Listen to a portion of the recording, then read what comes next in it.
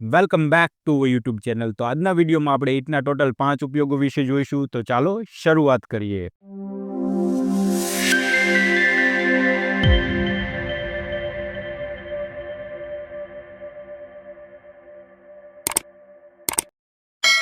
તો સૌથી પહેલા આપણે ઈંટના પ્રથમ ઉપયોગ વિશે જોઈશું। તો જોઈએ કે ઈંટનું ગુજરાતી શું થાય। તો ઈંટનું ગુજરાતી આ અથવા તો તે એવું થાય છે। એટલે કે કોઈ પણ વાક્યમાં આપણે એમ બોલતા હોઈએ કે તે મોબાઈલ છે, તો તેની જગ્યાએ આપણે શેનો ઉપયોગ કરી શકીએ? અંગ્રેજીમાં આપણે ઈટનો ઉપયોગ કરી શકીએ। હમણાં આપણે ડિટેલમાં જોઈશું, અત્યારે ફક્ત આપણે ગુજરાતી યાદ રાખીશું। ત્યારબાદ આપણે જોઈશું કે ઈટનો ઉપયોગ કેવી રીતે થાય છે। તો ઈટ એક પ્રોનાઉન એટલે કે સર્વનામ છે। સર્વનામ કોને કહેવાય? તો સર્વનામ એટલે એવા શબ્દો કે જે નામના બદલે વપરાતા હોય। જેમ કે હું એમ કહું કે આ રાહુલ છે અને તે મારો મિત્ર છે, તો રાહુલને બદલે શું વપરાયું? તે। તો તેને શું કહેવાય? પ્રોનાઉન, જે આપણે આગળના વિડીયોમાં જોઈ જ ગયા છીએ। તો ઈટ પણ એક પ્રોનાઉન છે અને ઈટનો ઉપયોગ થર્ડ પર્સન સિંગ્યુલર સબ્જેક્ટ તરીકે થાય છે। સબ્જેક્ટ એટલે શું થાય? કર્તા થાય। કયો કર્તા? તો કે ત્રીજા પુરુષનો એકવચન કર્તા। તો ઈટ હંમેશા આપણે ત્રીજા પુરુષનો એકવચન કર્તા તરીકે જ ઉપયોગ કરીશું। તો તેની સાથે કયા ક્રિયાપદ આવશે? તો તેની સાથે હંમેશા જો વર્તમાન કાળ હોય તો ઈ જ આવશે, ભૂતકાળ હોય તો વોઝ આવશે અને હેવ હેઝના રૂપમાં હેઝ આવશે। જેમ કે તમને ખબર જ છે કે કોઈ સ્ત્રી હોય તો સ્ત્રી માટે આપણે શેનો ઉપયોગ કરીશું? શીનો ઉપયોગ કરીશું। કોઈ પુરુષ હોય તો પુરુષ માટે આપણે શેનો ઉપયોગ કરીશું? હીનો ઉપયોગ કરીશું। તો એવી જ રીતે આપણે ઈટનો ઉપયોગ કરીશું, પરંતુ ઈટ કેવા નામો સાથે આવશે જે હમણાં આપણે આગળ જોઈશું। એટલે કે ઈટનો પ્રથમ ઉપયોગ છે હંમેશા સિમ્પલ સેન્ટેન્સ બનાવવા માટે થાય છે। સિમ્પલ સેન્ટેન્સ કોને કહેવાય? તો એવા વાક્યો હશે કે જેમાં કર્તા કોઈ પણ કામ કરતો નહીં હોય, અથવા તો આપણે બીજી રીતે એમ પણ ઓળખી શકીએ કે એવા વાક્યોમાં કોઈ પણ મુખ્ય ક્રિયાપદ હોતું નથી। જેમ કે તે મારો ભાઈ છે, તો તે વાક્યમાં કોઈ પણ ક્રિયાપદ હોતું નથી, પરંતુ ફક્ત શું મળે છે? કર્તા વિશે વધારાની માહિતી મળે છે, જે આપણે આગળના વિડીયોમાં ઓલરેડી શીખી જ ગયા છીએ। જો હજી ન આવડતા હોય તો તમે પહેલાં એ શીખી લો। અને ત્યારબાદ આપણે જોઈશું કે ઈટનો ઉપયોગ ફક્ત નિર્જીવ વસ્તુઓ માટે જ થાય છે। નિર્જીવ વસ્તુઓના નામ હોય તો તેના બદલે આપણે શેનો ઉપયોગ કરીશું? ઈટનો ઉપયોગ કરીશું। જેમ કે આ મોબાઈલ છે, તો મોબાઈલ જુઓ, તો મોબાઈલ કેવી વસ્તુ છે? નિર્જીવ વસ્તુ છે। તો નિર્જીવ વસ્તુ માટે શેનો ઉપયોગ કરી શકીએ આપણે? અંગ્રેજીમાં જ્યારે બનાવશું ત્યારે આપણે શેનો ઉપયોગ કરીશું? ઈટનો ઉપયોગ કરીશું। ત્યારબાદ આ પેન છે, ત્યારબાદ આના બદલે આપણે તે પેન છે એવું કેવું હોય તો પણ આપણે શેનો ઉપયોગ કરી શકીએ? ઈટનો ઉપયોગ કરી શકીએ। શા માટે?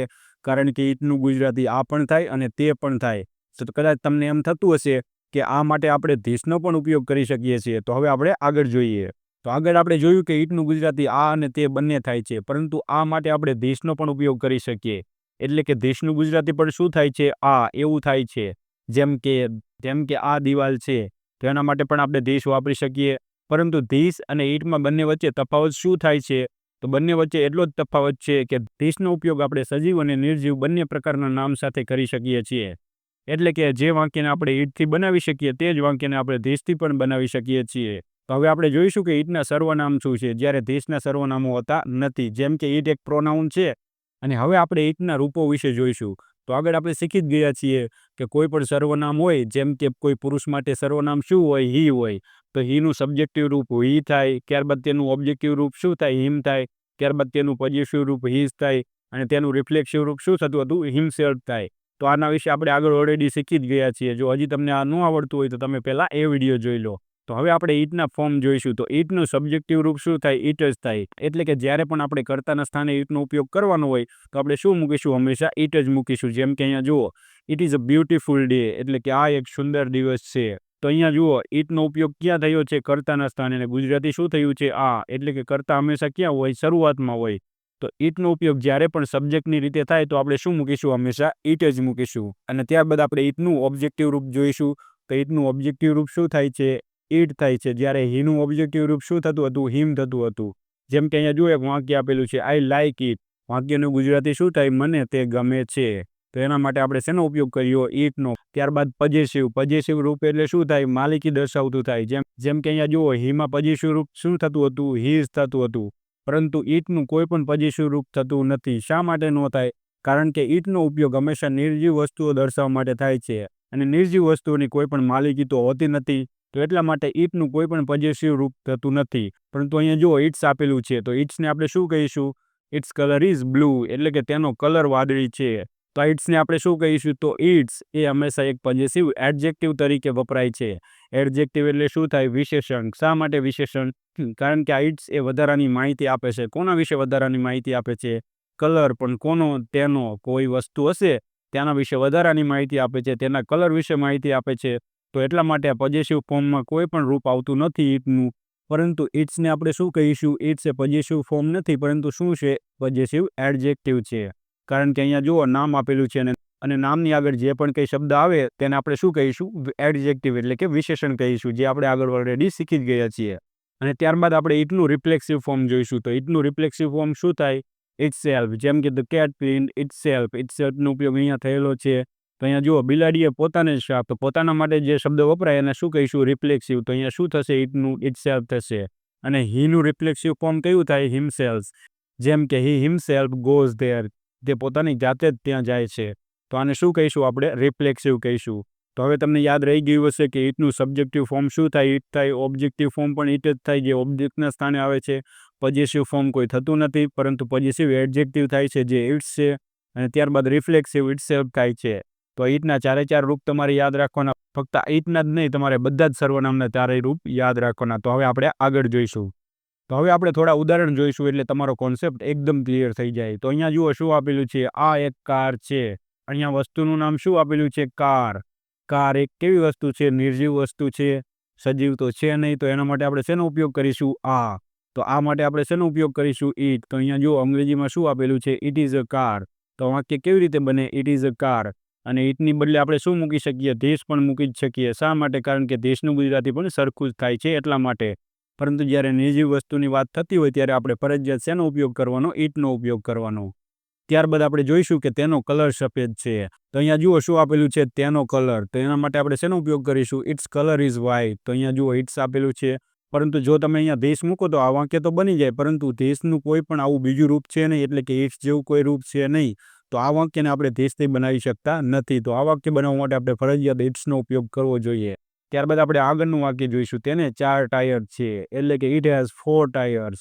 તો અહીંયા જુઓ તેને શબ્દ માટે આપણે શેનો ઉપયોગ કર્યો? ઇટનો. It has 4 tyres. આ ઇટની જગ્યાએ હું શું મૂકી શકું? કાર પણ મૂકી શકું. Car has 4 tyres. તો પણ આપણું વાક્ય સાચું બને. પરંતુ નામની બદલે જે શબ્દ આવે તેને શું કહેવાય? સર્વનામ. તો આપણે અહીંયા એ જ શીખીએ છીએ. તો કારની જગ્યાએ આપણે શેનો ઉપયોગ કર્યો? ઇટનો ઉપયોગ કર્યો. ત્યારબાદ આપણે આગળનું વાક્ય જોઈશું. અહીંયા જુઓ તે મોટી કાર છે. It is a big car. પરંતુ ઇટની જગ્યાએ શેનો ઉપયોગ કરી શકું? કારનો પણ ઉપયોગ કરી શકું. કેવી રીતે વાક્ય બને? Car is big. તો આપણે આવી રીતે પણ વાક્ય બની શકીએ. પરંતુ વારંવાર આપણે કારનો ઉપયોગ કરીએ તો સાંભળવામાં કદાચ આપણને સારું ન લાગે. એટલા માટે જ આપણે સર્વનામનો ઉપયોગ કરવો પડે છે. અને ત્યારબાદ આપણે આગળનું વાક્ય જોઈશું. જુઓ આ એક મોબાઈલ છે. તો કેવી રીતે બનશે? This is a mobile. તો આ વાક્ય પણ આપણું સાચું છે. It is a mobile. આ વાક્ય પણ આપણું સાચું છે. કોઈ પણ રીતે તમે લખો, બંને રીતે વાક્ય સાચું બને. This is a mobile. It is a mobile.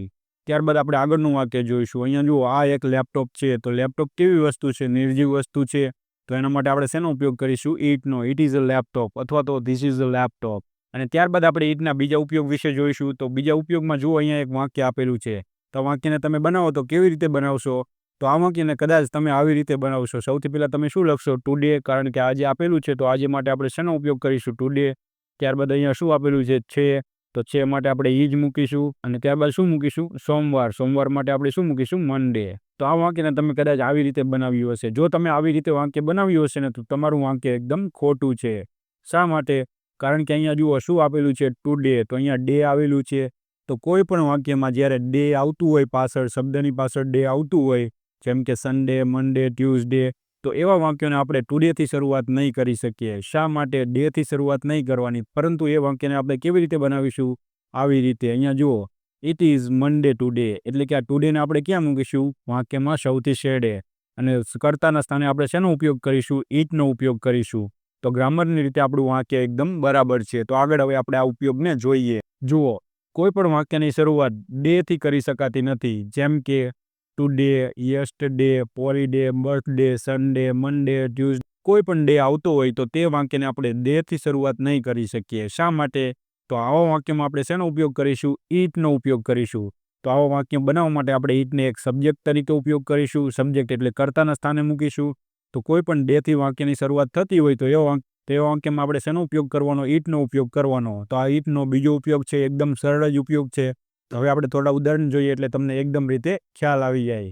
તો સૌથી પહેલા અહીંયા જુઓ એક વાક્ય આપેલું છે, આજે મારો જન્મદિવસ છે. તો આપણે કેવી રીતે વાક્ય બનાવીશું? ઈટનો ઉપયોગ કરીશું. જુઓ, જન્મદિવસને આપણે શું કહીશું? બર્થડે કહીશું. તો કદાચ આપણે આ વાક્યને આવી રીતે બનાવીએ કે ટુડે, આજે મારો જન્મદિવસ છે. તો આપણે આજે એટલે આજ માટે આપણે શેનો ઉપયોગ કરીશું? ટુડેનો ઉપયોગ કરીશું. Today is my birthday. બર્થડેને આપણે શું કહી શકીએ? બર્થડે. તો તમે કદાચ આવી રીતે વાક્ય બનાવો તો આ વાક્ય કેવું ગણાય? ખોટું વાક્ય ગણાય. આવી રીતે વાક્ય બને નહીં. તો કેવી રીતે બનાવીશું? આવી રીતે અહીંયા જુઓ, it is my birthday today. ટુડેને આપણે સૌથી છેલ્લે મૂકવાનો, કર્તાના સ્થાને આપણે ઈટનો ઉપયોગ કરવાનો, અને ઈટને આપણે હંમેશા થર્ડ પર્સન સિંગ્યુલર તરીકે જ ગણવાનું, એટલે કે છે માટે આપણે શેનો ઉપયોગ કરીશું? ઇઝનો ઉપયોગ કરીશું. ત્યારબાદ આપણે માય બર્થડે મૂકીશું. તો it is my birthday today. આવી રીતનું વાક્ય આપણું એકદમ સાચું ગણાય છે. પરંતુ તમે આવી રીતે પણ ઘણી બધી વખત વાંચ્યું હશે, પરંતુ આ વાક્ય કેવું છે? એકદમ ખોટું. ત્યારબાદ આગળનું વાક્ય જુઓ, કાલે રવિવાર હતો. કાલ માટે શેનો ઉપયોગ થાય? યસ્ટરડે. યસ્ટરડે હતો માટે વોઝ. યસ્ટરડે વોઝ રવિવાર. તો આ વાક્ય ખોટું થાય. પરંતુ કેવી રીતે બનશે? It was Sunday yesterday. તો કર્તાના સ્થાને આપણે ઈટનો પ્રયોગ કર્યો. તો કર્તાના સ્થાને આપણે શેનો ઉપયોગ કર્યો? ઈટનો ઉપયોગ કર્યો. ત્યારબાદ હતો. તો હતો માટે આપણે શેનો ઉપયોગ કર્યો? વોઝ. કારણ કે ઈટ એ હંમેશા થર્ડ પર્સન સિંગ્યુલર તરીકે જ ઉપયોગ થાય છે. તો થર્ડ પર્સન સિંગ્યુલરનો કરતા હોય તો તેની સાથે હંમેશા આપણે વોઝનો ઉપયોગ કરીશું, કારણ કે વરનો ઉપયોગ નહીં થાય. ત્યારબાદ આવતીકાલે રજા હશે. તો ભવિષ્યકાળનું વાક્ય છે. તો કેવી રીતે બનશે? It will be holiday tomorrow. તો અહીંયા જુઓ, હોલિડે. હોલિડેમાં પણ શું આવેલું છે? ડે. એટલે કે ડે વાળા વાક્ય હોય તો આપણે ફરજિયાત કર્તાના સ્થાને શેનો ઉપયોગ કરવાનો? ઈટનો ઉપયોગ કરવાનો. તો આપણે અહીંયા ઈટના 2 ઉપયોગ જોયા, અને ઈટના આગળના 3 ઉપયોગ આપણે આગળના વિડીયોમાં જોઈશું. અને આશા રાખું છું કે હવે તમને સમજાઈ ગયું હશે. જો હજી પણ તમને ન સમજાયું તો વિડીયોને એકવાર જુઓ, 2 વાર જુઓ, વારંવાર જુઓ, જ્યાં સુધી તમને ન સમજાય ત્યાં સુધી જુઓ.